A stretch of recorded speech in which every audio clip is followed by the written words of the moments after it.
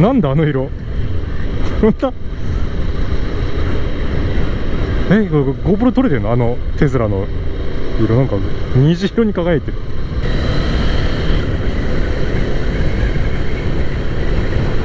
おー、やっぱやべえよ、やべえ色してるよ。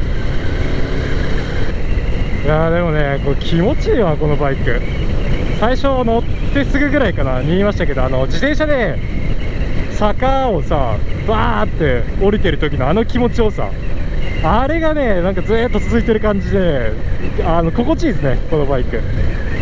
これでまあ旅に出ようとまでは思わないけど、でもなんかちょこちょこ乗りたくなるなんか楽しさがありますね。いやーよかった。なんかね、自分のバイク熱戻ってよかったわ。なんかね、あれだったんですよ、その GS 毎日乗ってて、あんまりその GS に乗らなくなったんですよ。休みの日ね、チャリンコ乗るようになったんですよ。でもじゃあバイクがじゃあ興味なくなったかっていうと、そういうわけじゃなくて、バイクはね全然好きなんだけど、あんまし乗りたくないなみたいな、乗る気になんねえなみたいな感じになってたのが、自分でもねちょっと嫌だったんですけど、治ったのかな、分かんない。でもやっぱまたこう楽しさ再発見できてよかったですわ。やっぱねバイクはね楽しい。じゃあここは PCH ではなく、マリブキャニオンロードって道ですね。なんかマリブのキャニオンを走るロードみたいですね。結構綺麗な場所みたいな感じでちょいちょい紹介されてるんで、多分ね景色はそんな悪くないと思う。ここがまあ最終テスト地ですね。街の中、ハイウェイとやったんで、あとはちょっと山の中を爆走してみると思いますね。このでけえなこの山。このさヤニオン山とキャニオンが混ざったキャニオン、多分これがねマリブキャニオンだと思うんですよ。でこういうキャニオンってあれだよね、こうカリフォルニア独特な感じする。どこだっけか、シアトルツーリングに行った時に、これカリフォルニアに入った瞬間こういう景色に変わったのを覚えてますね。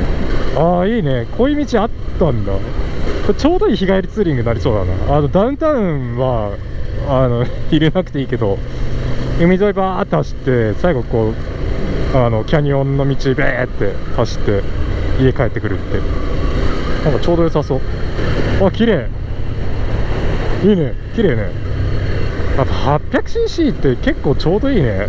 なんだ今の末期の人どうだろう、旅するにはもしかしたらちょっと足りないのかもしれないですけど、こんぐらいの日帰りからショートツーリングぐらいだったらすげえちょうどいいな。全然ストレスというか、よっしゃっつって意味わかんないな頑張らない、気合い入れないで乗れる感じがねすげえちょうどいいですね。で特に僕みたいに道が混みやすい場所に住んでると、あんまりよしバイク乗るかみたいな感じの気持ちにならないで乗れるバイクってね、バイク離れ防止になりますね。やっぱこういうバイク買った方がいいのかな。車どうしよう。バイクそんな別に安い買い物じゃないからさ、欲しいで買えるもんでもないからね。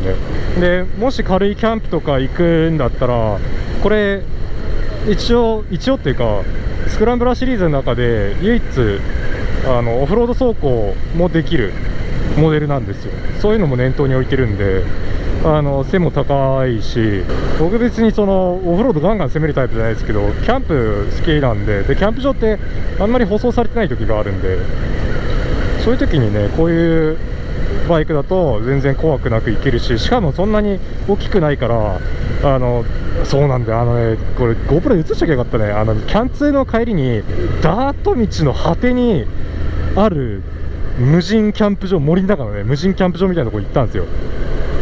で、最初はダート道も広かったんですけど、だんだん狭くなってきて、しかもこう急勾配みたいなところですげえ怖い思いしたんですよ。GS もそんなところでこかしたらもう無理なんですよ。起き上がれないんですよ。でしかもそのダート道の果てにあるようなところだから人も全然来ないし、結構ね恐ろしい思いをしたんですけど、このバイクだったらあんまり怖くないくできるなって。いいねこいつ、なんかもう好きだわ。あ、そうだ、じゃあまあ日が落ちないうちに気づいたね悪い点について話しておきましょうか。まあいい点はもう散々話しましたよ。もう楽しいし軽いしストレスフリーだし、なんかいろんなとこ行けるしパワー不足もないし、ちょうどいい、いろんな状況にちょうどいい。旅以外は、ロングツーリング以外はっていう感じ。すごいねウルトラマルチパーパスバイクですね。でも何よりもやっぱね楽しい。これはね楽しい。1日乗ったけどなんでまだ楽しいんだよ。そうそう。で悪いとこねこれシート硬い。今またぐらがね痛いんですよ。街の中走ってるとやっぱ一時停止とか信号とか渋滞とかで、止まって足ついて、でまた進んでまた止まってみたいな繰り返すとやっぱねここが擦れるんですよ。とねそれ繰り返してるとやっぱ痛くなってくる。でやっぱ多少背が高いんで、足つく時にちょっとだけで僕もお尻を足つく側に移動させるんですよ。でそれを繰り返すから余計にやっぱねこの股ぐらのズレがね痛くなってきますね。だからもしこれ買うとしたらちょっと柔らかいシートに変えたくなるかもしれない。あと別に悪いとこあんまないかな今のところ。このあれかな、ハンドル周りかな。これなんかしょぼいよね。なんか三流品の感じがすごいする。これもやっぱ新車で買うと安いバイクじゃないんですよ。言ったっけか1万ドル超えるぐらいだったかなのバイクなんで、今いくら日本円150円だと思うね。円安どうなってんだよ。まあだから150万ぐらい高えな、そのを考えると。それでちょっとこのクオリティはさダメだよね。見えるちゃんと。まあ日焼けしてるっていう、プラスチックがね日焼けしてるっていうのもあるのかもしれないけど、ちょっとねこれは満足感低めですね。でもほんとそんぐらいじゃねえかな。一回ガソリンスタンド入ってガソリンを入れてって感じかな。なんか変な給油機の置き方してんの。はい、そんな感じかな、まとめとしては。そうだ、僕が乗ったらどんな感じかって横から撮っときましょうか。こんな感じですね。足全然つきます。ただちょっとバイクが右側に傾いてるっていうのはね、まあでもそんな傾いてねえか。そんなにね怖がるほど高くないです。僕174センチです。なんで一般身長ぐらいですね。ただ両足になるとこういう感じね。こういう感じになるとやっぱこんぐらいにはなりますね。これサムネになるかな。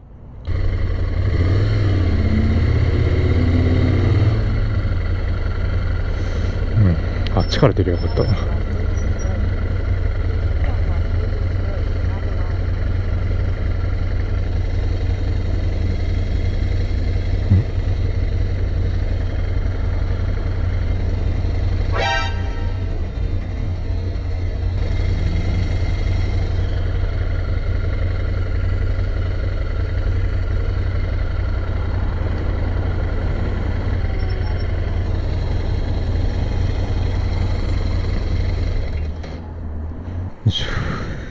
ですね、シフトペダルがねぶっ壊れましたね。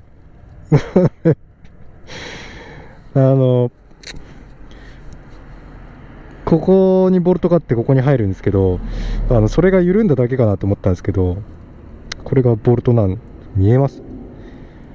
ネジ切れちゃったんですよ。この中にね入ったままなんですよ。だからこっちどうしようもないですね。GoPro 撮ってたか撮ってないか覚えてないですけども、ガソリンスタンド出た瞬間にこんなになっちゃいましたね。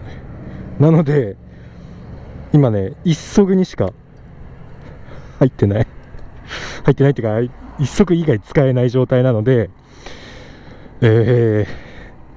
マリブのキャニオンからですねのんびり貸主のところまで今ちょっとねバイクレーンチャリンコのレーンを使ってですね帰ってるところですね。到着予想が8時ですね。3時間かかります。でこのちゃんとこうハザードしてこうみんなにいてもらいながらさめっちゃ褒めたんだよ。めっちゃ褒めてね、もうこれ最高のバイクだなで終わろうと思ったらね、もうこれだよ。いいバイクでした。楽しくて、いいところ悪いところもう述べましたよね。ギリギリぶっ壊れてギリギリに述べといてよかったな。いいところ悪いところ述べて、それはね良かったんですけど、その話は全てシフトペダルが壊れる前の話です。こういうやっぱね細かいところの品質はね分かんない。一日乗っても分かんないわ。分かんないです。これがこのバイクの個体差というか、これの引きが悪かっただけなのかちょっと分かんないですけど、もし本当にこれを買いたいってなってもね、ちょっとそこがちょっと気になっちゃうかもしれないな。とにかくですね、3時間あと2時間58分ですね。のんびりのんびり帰ろうと思います。不幸中幸いですね。一足が少なくとも使えるんで、とりあえず走って自走で帰れるっていうのがね、不幸中のかなりラッキーな幸いでしたけど、とりあえずこういう終わり方ですね。バイクの楽しさをね、取り戻したつもりです。走ってる間すごい楽しかったんでね。やっぱでもこういうことはねあるんで、これはだからバイクがつまらない。これ壊れるからね、壊れたからやっぱバイクつまんないっていうのはやっぱそれは僕は違うと思います。走ってる時楽しかったんで、やっぱこういう壊れるところはもうメンテナンスで防ぐっていうところかな。じゃあもう見どころはもうないと思うんで、この辺で終わりにします。じゃあまた次の動画でお会いしましょう。じゃあね。